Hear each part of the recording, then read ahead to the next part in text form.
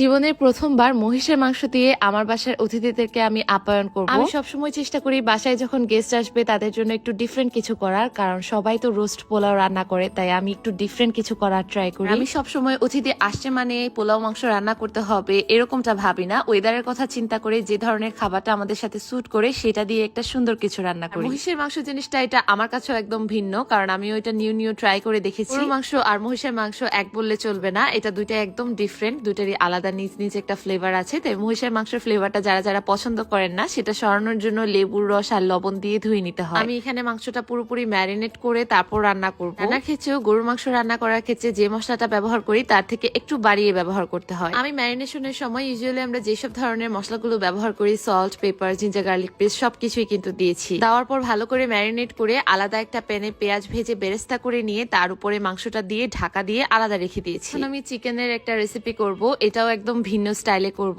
তেলে প্রথমে চিকেন গুলোকে ভালো করে ভেজে নিব। আমি রেগুলার কাট করে চিকেন গুলো কেটে নিয়েছি। সামান্য পরিমাণে লবণ দিয়ে আমি চিকেন গুলোকে খুব ভালো করে ভেজে নিব। সাইডে আমি ভাজা হয়ে গেলে পেঁয়াজ দিয়ে বেরেস্তা করে নিব। এর উপরে আমি সব ধরনের মশলা দিয়ে চিকেনটাকে এখানে কষিয়ে উপরে আলু দিয়ে নিব। আমাদের এখানে যেহেতু এখন অনেক গরম পড়েছে, শীতকাল চলে গিয়েছে, তাই আমি ট্রাই করেছি একটু সিম্পল কিছু রান্না করার, যাতে মেহমানদের খাওয়ার পরও অস্বস্তি না লাগে। এটাকে আমি পানি দিয়ে কষিয়ে আলাদা করে রান্না করে রেখেছি। এখন আমি কিছুটা পরিমাণে তেলে পেঁয়াজ বেরেস্তা করে নিয়ে আদা, রসুন, হলুদ, মরিচ সবকিছু দিয়ে কষিয়ে নিচ্ছি। আর এখানে আমি নিয়েছি বেলে মাছ। আপনাদের দেশে এটাকে কি মাছ বলে আমাকে অবশ্যই কমেন্ট করে জানাতে ভুলবেন না। এটাকে একদম কড়া করে ভেজে নিয়েছি আমি। আর এই মাছটাকে এখন আমি চুলোর উপর দিয়ে দিচ্ছি। কষানো মশলাটার উপর মাছটা দিয়ে ঢাকা দিয়ে রেখেছিলাম। এখন ঢাকনাটা খুলে উপর দিক দিয়ে ধনেপাতা দিয়ে দিচ্ছি। আমার মা সবসময় যে কোনো তরকারিতে অনেক বেশি করে ধনেপাতা দেয়, এতে করে তরকারির ফ্লেভারটাই চেঞ্জ হয়ে যায়। আপনারা কারা কারা ধনেপাতা লাইক করেন আমাকে কিন্তু অবশ্যই জানাবেন। আর এই তো আমি অল্প টাইমের মধ্যে সবকিছুই কিন্তু প্রিপেয়ার করে ফেলেছি। আর মহিষের মাংসটা দেখতে কিন্তু অনেকটা মজা লাগতেছে। আর অবশ্যই সুন্দর করে পরিবেশন করতে হবে। পরিবেশন কিন্তু মাস্ট, খাবারের টেস্ট আরো দ্বিগুণ বাড়িয়ে দেয়। আমি সবকিছুই কিন্তু প্লেটে ঢেলে ঢেলে নিচ্ছি। আর চিকেন কারিটা দেখতে একদম নর্মাল চিকেন কারির মতোই হবে, বাট এটা টেস্টটা অনেক ভালো হবে, কারণ আমি এটাকে আগে থেকে ভেজে নিয়েছিলাম। এন্ড আমার মেহমানরা খেয়েও অনেক বেশি খুশি হয়েছিল, আলহামদুলিল্লাহ।